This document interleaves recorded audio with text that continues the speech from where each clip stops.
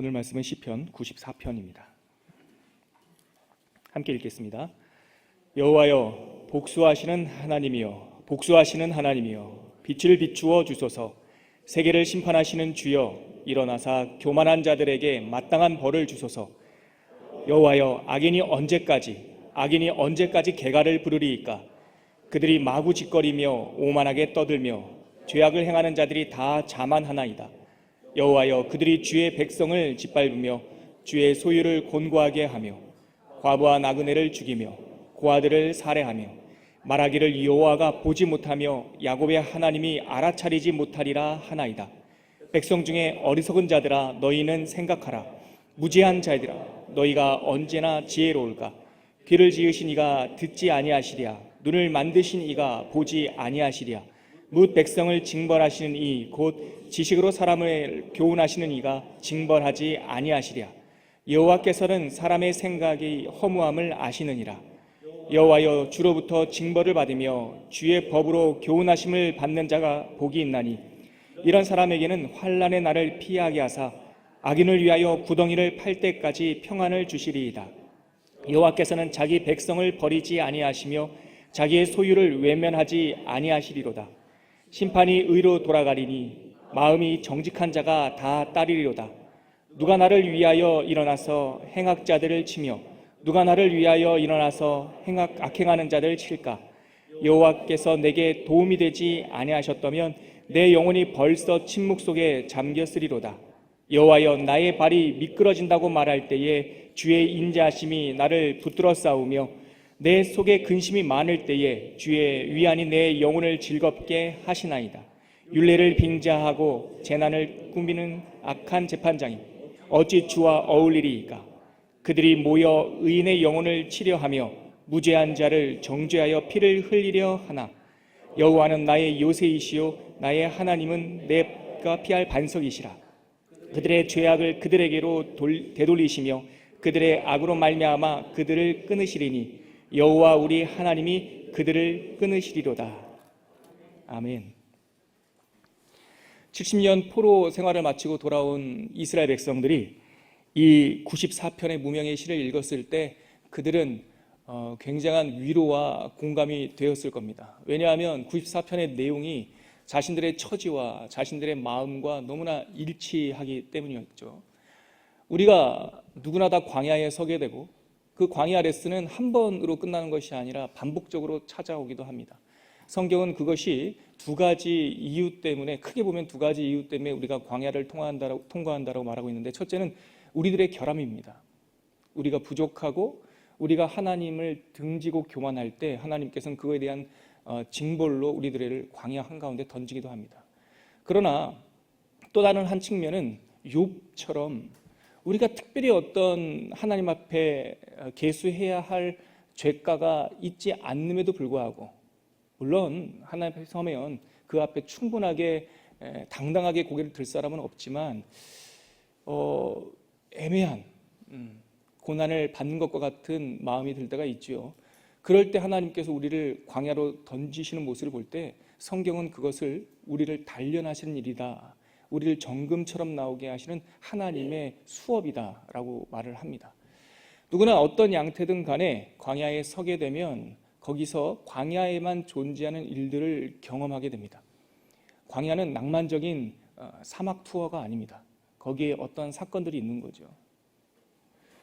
오늘 성경에 보면 광야를 지나는 사람이 만나는 대표적인 사건 하나가 뒷 배경으로 소개되고 있습니다. 뭐냐면 싸움이 있다는 겁니다. 광야에는 전쟁이 있습니다.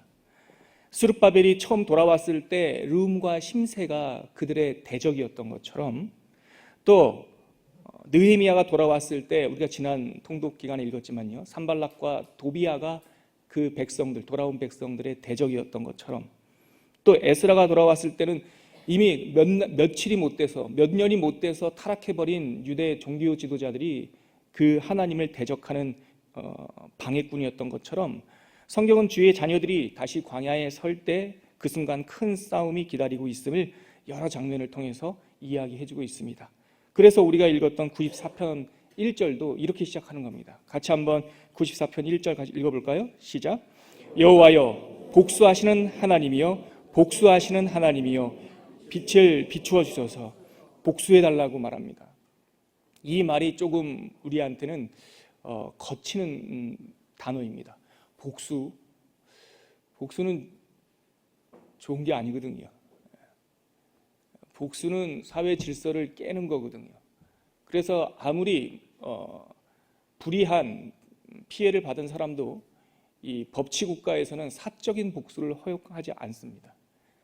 왜냐하면 그것이 정당하다 할지라도 어떤 개인이 사인과 사인 간의 복수가 생기면은 그 복수가 악순환이 일어나거든요.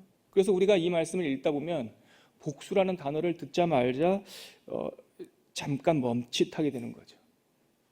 그런데 이 94편 1절에 있는 복수라는 단어를 우리가 조금 생각해 봐야 됩니다.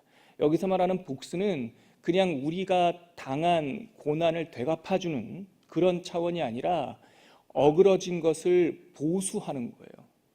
고치는 거예요.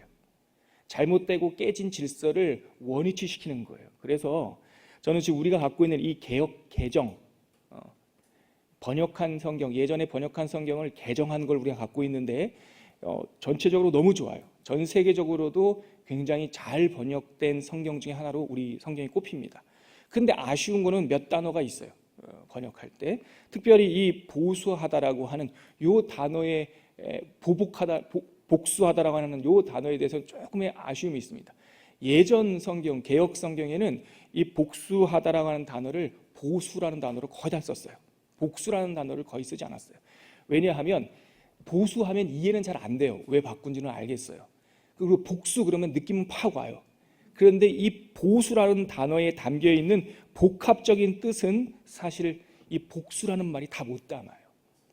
그러니까 거래를 하듯이 네가 행한 대로 내가 그대로 되돌려 줄 거라고 하는 느낌이 아니라 그거 이상, 어그러진 거, 망가진 거, 다 거짓된 길로 가는 것들을 새롭게 하는 것을 말하는 겁니다.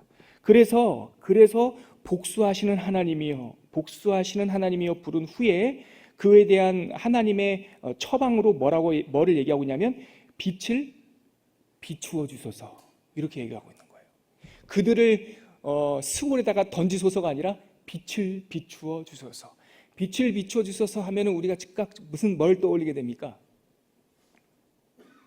창세기 1장이 떠올라요. 창세기 1장 한번 찾아보시겠습니까? 이게 바로 복수하시는 하나님, 엘느카모트라고 하는 복수하시는 하나님을 정확하게 긍정적으로 표현하는 것이 바로 창세기 1장 1절부터 3절까지 말씀. 한번 같이 읽겠습니다. 시작. 대초에 하나님이 천지를 창조하시니라. 땅이 혼돈하고 공허하며 흑암이 깊음 위에 있고 하나님의 영은 수면 위에 운행하시니라. 여기까지 잠깐 보세요. 태초에 하나님이 천지를 창조하시니라. 봐라, 아무것도 없는 곳에서 창조하셨어요. 근데 이제 우리가 읽은 94편에서는 이 창조한 세계가 깨져버렸어요. 그때 땅이 어땠냐면 창조하실 때 2절이요. 땅이 혼돈하고 공허하고 흑암이 깊은 곳에 있고 하나님의 영은 바다, 수면을 밟고 계시는 거예요. 운행하시는 거예요. 자, 이때 하나님께서 3절에 뭐라고 말씀하십니까? 읽을게요. 시작. 하나님이 이르시되 빛이 있으라 하시니 빛이 있었고. 아멘. 이것이 바로 창조의 첫 사건이었어요. 어둠이 깊은 가운데 있는 그 첫날에 하나님께서 이르시되 빛이 있으라 하시니 빛이 있었고. 하나님께서 시인이 볼 때 망가지고 깨져버린 이 세상, 다시 혼돈하고 어둡고 어둠이 깊은 가운데 있는 이 세상을 향해서 시인은 하나님께 요청합니다. 빛을 비추어 주소서. 제가 설교 때마다 자주 인용하는 믿음의 선배가 있는데 여러분들이 성 어거스틴으로 알고 있는 그분입니다. 초대교회 어른이시죠. 그분은 원래 예수님 안 믿던 분이잖아요. 만이교와 매음굴과 수많은 세상의 어두운 곳을 다녔던 사람이에요. 근데 그가 회심하고 나서 몸소 체험했던 그 어둠에 대해서 그의 고백록이라는 책에 정확하게 묘사해요. 이렇게 말합니다. 어두움은 실체가 없는 것이다. 어두움은 빛의 결핍일 뿐이다. 그러므로 빛이 임하는 순간 어둠은 그 즉시 세력과 권세를 잃고 물러간다. 그러므로 여러분, 관건은 뭡니까? 어두움을 빼내는 것이 아니라 빛이 임하는 거예요. 그래서 이 혼돈하고 광야에 섰던 이 영적 전쟁의 첫머리에 복수하신 하나님, 되돌리시는 하나님, 창조의 하나님, 빛을 비추어 주소서, 이렇게 선포하는 것이죠. 여러분, 자녀들에게 기도해야 될 일이 있으십니까? 그 자녀의 어두운 부분과 그건 혼자 기도하시고, 그 자녀를 위해서 기도하실 때는 그 어두움에 대해서 막 나열하는 것이 아니라, 하나님, 우리 누구누구에게 빛을 비추어 주시옵소서. 우리 나라를 위해서도 혼자 기도할 때는 구체적으로 기도할 수 있어요. 그러나 많은 사람들과 합심하여 기도할 때 가장 강력한 기도는, 하나님이 이 나라, 이 강토, 남과 북, 전 열방에 하나님의 빛을 비추어 주소서, 이렇게 선포하시면서 기도하시는 거예요. 어두움이 권세가 있는 것이 아니라 빛이 권세가 있습니다. 이 영적 전쟁에서 하나님의 강력한 처방전을 외친 다음에, 마치 군대 갔다 오신 분들 아실 텐데, 군대 가면 이 수색조가 전장의 한가운데로 들어가면 가장 기본이 사주 경계입니다. 앞과 뒤와 좌와 옆을 경계하는 거예요. 저는 이 시를 어제 읽으면서, 와, 사주 경계하는구나. 광야에서 만날 수 있는 영적 전쟁의 대상에 대해서 4연으로, 4연으로 설명하고 있습니다. 첫 번째 연은 뭐냐면, 광야에서 만나는 아말렉, 영적 전쟁, 외부적인 대적. 그게 2절서부터 7절까지 나옵니다. 같이 읽겠습니다. 시작. 세계를 심판하시는 주여, 일어나사 교만한 자들에게 마땅한 벌을 주소서. 여호와여, 악인이 언제까지 개가를 부르리이까? 그들이 마구 짓거리며 오만하게 떠들며 죄악을 행하는 자들이 다 자만하나이다. 여호와여, 그들이 주의 백성을 짓밟으며 주의 소유를 곤고하게 하며 과부와 나그네를 죽이며 고아들을 살해하며 말하기를 여호와가 보지 못하며 야곱의 하나님이 알아차리지 못하리라 하나이다. 여러분, 지금 2절에 보니까 교만한 자들을 벌하소서, 3절에 보니까 악인이 언제까지, 다시 한번 반복해서 악인이 언제까지 개가를 부르리이까, 승리의 노래를 부르리이까. 근데 이 악인과 교만한 자가 어떤 사람이냐면, 거기 5절 보세요. 주의 백성을 짓밟으며 주의 소유를 강탈하는 자다, 곤고하게 하는 자다. 다시 말해서 주의 성전의 것을 강탈하고 주의 백성을 짓밟는 자. 지금 첫 번째 연에서 상정하고 있는 이 대적은 외부에서 침공해온, 외부에서 공격해온 이방인을 상정하고 있는 겁니다. 그들의 죄악에 대해서 7가지를 얘기하고 있어요. 4절 보세요, 여러분. 그들은 어떤 사람들입니까? 마구 짓거리는 사람이고요. 마구 자기가 하고 싶은 말 다 합니다. 그들에게는 사실과 정의와 진리는 중요하지 않아요. 뭐가 더 중요합니까? 자기 느낌이 더 중요해요. 여러분, 이건 너무나 중요한 사실입니다. 여러분들의 느낌을 의지하지 마시고 사실 위에 서십시오. 사실 위에도 서지 못하는데 어떻게 영원한 보이지 않는 사실, 진리를 생각할 수 있겠습니까? 그러므로 예수 믿는 사람이 어떻게 거짓을 입에 달고 다닐 수가 있겠습니까? 나한테 피해가 와도 정직을 말하십시오. 있는 대로 말하십시오. 그러면은 잘 살 거라고요? 아니요. 어쩌면 어려울 겁니다. 어쩌면 그 정직의 대가를 치러야 될지 모릅니다. 그러나 마구 짓거려서는 안 됩니다. 성경에 있는 말이죠. 이거는 이방인들이 하는 일입니다. 그들은 또 오만하게 떠들며 평가하는 겁니다. 그 3절에 보니까 자만하며 주의 백성을 짓밟으며 주의 소유를 강탈하며 과부와 나그네를 죽이며 7번째, 고아들을 살해하는 자다. 이러한 자들이 광야에 있다는 거예요. 이 정체를 여러분들 분명히 알고 경계하시길 바랍니다. 2번째, 광야에서 만나는 사람들의 정체는 내부에 있는 적이에요. 우리 안에 있는 아말렉. 8절부터 11절입니다. 같이 읽겠습니다. 백성 중에 어리석은 자들아, 너희는 생각하라. 무지한 자들아, 너희가 언제나 지혜로울까? 귀를 지으신 이가 듣지 아니하시랴. 눈을 만드신 이가 보지 아니하시랴. 뭇 백성을 징벌하시는 이, 곧 지식으로 사람을 교훈하시는 이가 징벌하지 아니하시랴. 여호와께서는 사람의 생각이 허무함을 아시느니라. 너희 백성 중에 어리석은 자들아, 백성 가운데 있는 미련한 자들에 대해서 꾸짖고 있어요. 우리 내면에 있는 이 영적 전쟁, 이 광야 생활을 우리 개인에게 적용해 본다면 이 2번째 연 8절부터 11절까지는 우리 마음속에 날마다 용솟음치는 이 죄악에 대해서 말하고 있는 거죠. 어리석은 겁니다.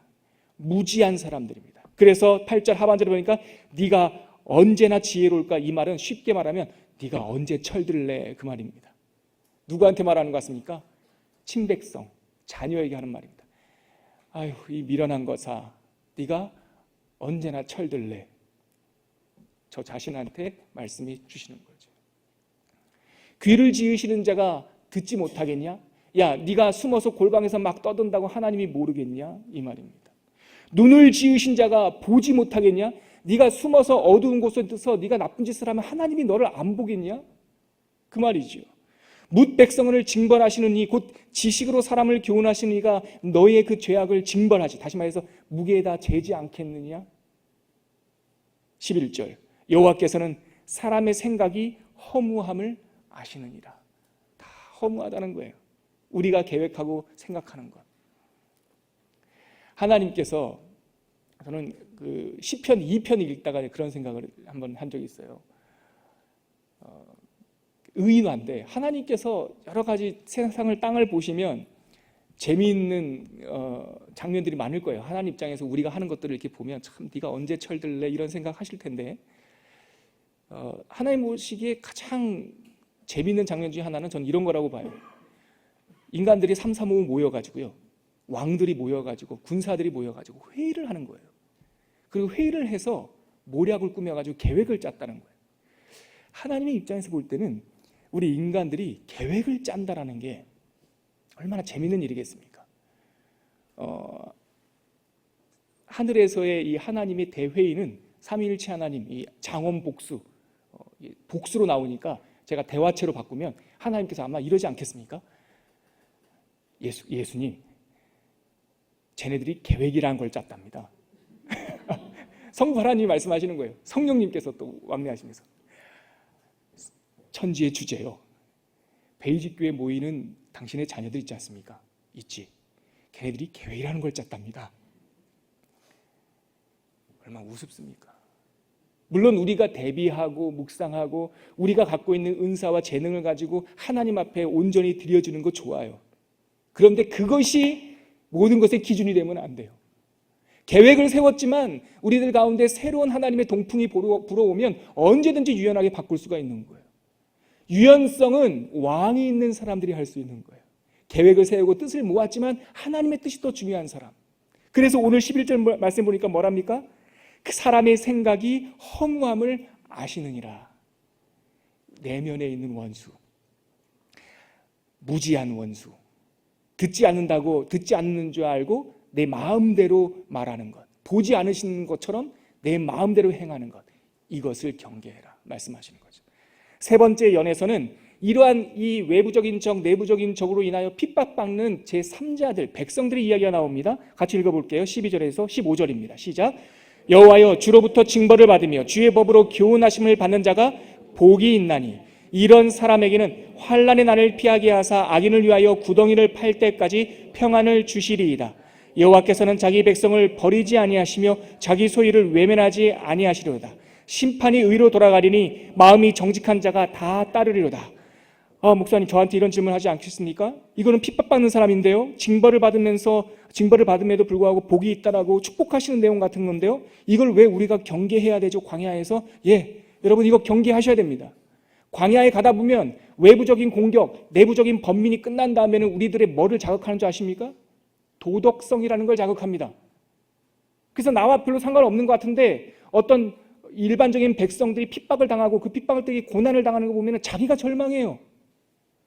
어떤 사람들이 괴로움을 당하는 모습을 보면 자기가 성경책을 집어 던져요. 실제 있었던 겁니다. 제가 제 주변에 있는 사람에게 성경을 권하고 또 말씀을 권할 때 한 번씩 잘 살고, 제가 볼 때 굉장히 저 사람은 정말 법 없이도 살 수 있겠다라고 하는 사람들이 한 번씩 좌절합니다. 뭐 때문에요? 하나님이 이렇게 살아계시다면 이 땅에 전쟁은 왜 있냐는 거예요.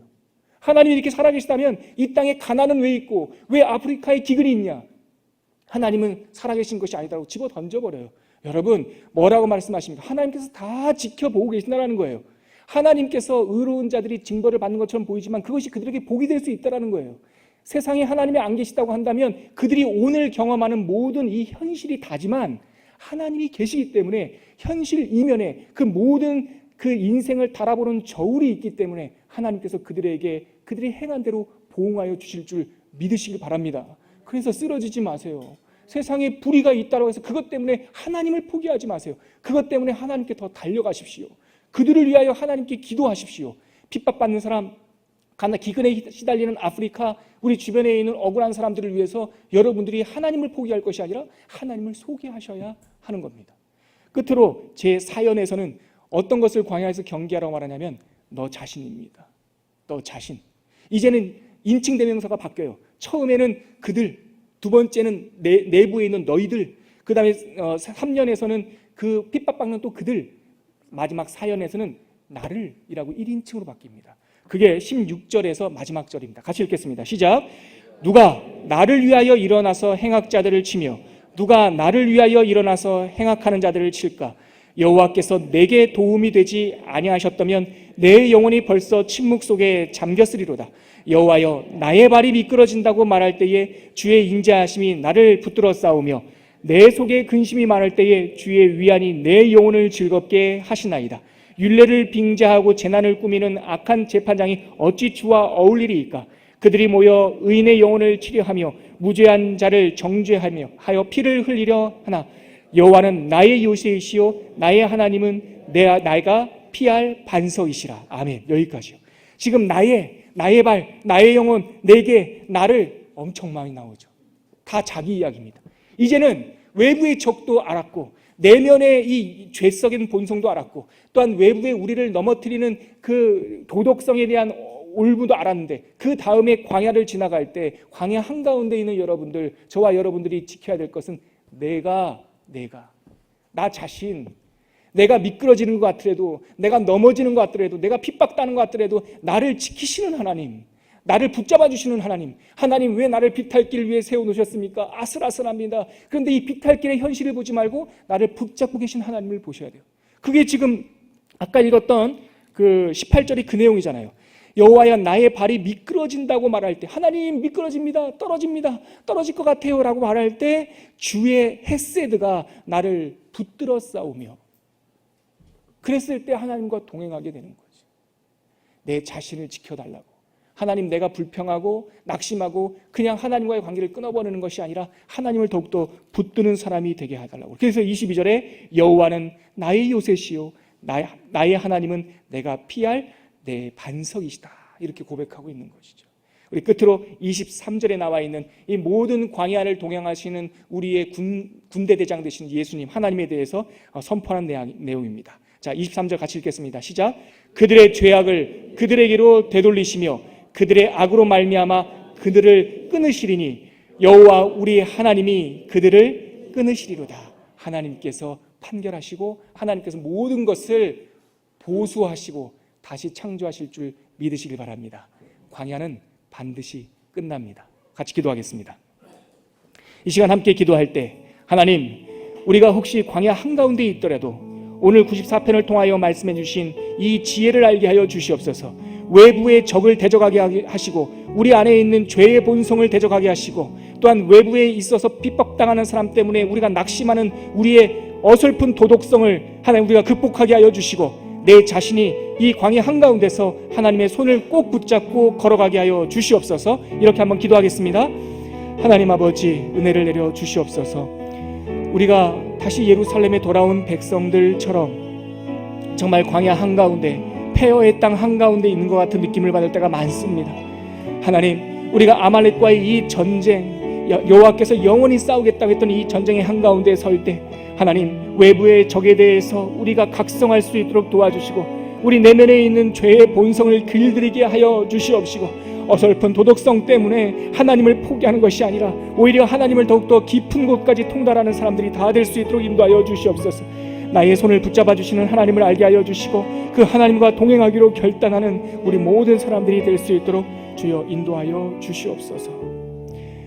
하나님 아버지, 출애굽한 백성이 그 시내 광야에서 아말렉 원수를 만나 그들과 첫 번째 전쟁을 치렀던 것처럼, 그리고 그 전쟁에서 기도와 여호수아의 헌신을 통하여 승리했던 것처럼 하나님, 우리가 우리 인생 가운데 맞이하는 이 영적 전쟁, 우리가 하나님을 붙잡고 하나님께 기도함으로 하나님을 앞세워 우리가 승리할 수 있도록 인도하여 주시옵소서.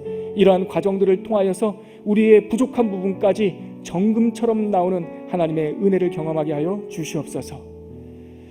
이제는 십자가를 통해서 이미 사망을 이기시고 승리하신 예수 그리스도의 은혜와 하나님 아버지의 끊임없는 사랑과 성령 하나님의 동행하시고 함께 하시는 은총이 94편의 이 시를 나의 기도로 삼고 내가 비록 광야 한가운데 있다 할지라도 원수가 둘러친다 할지라도 하나님의 살아계심, 하나님의 왕되심을 통하여 이미 이겼음을 믿고 나가는 주의 경건한 백성들을 위해 지금부터 영원까지 함께 계시기를 간절히 축원하옵나이다.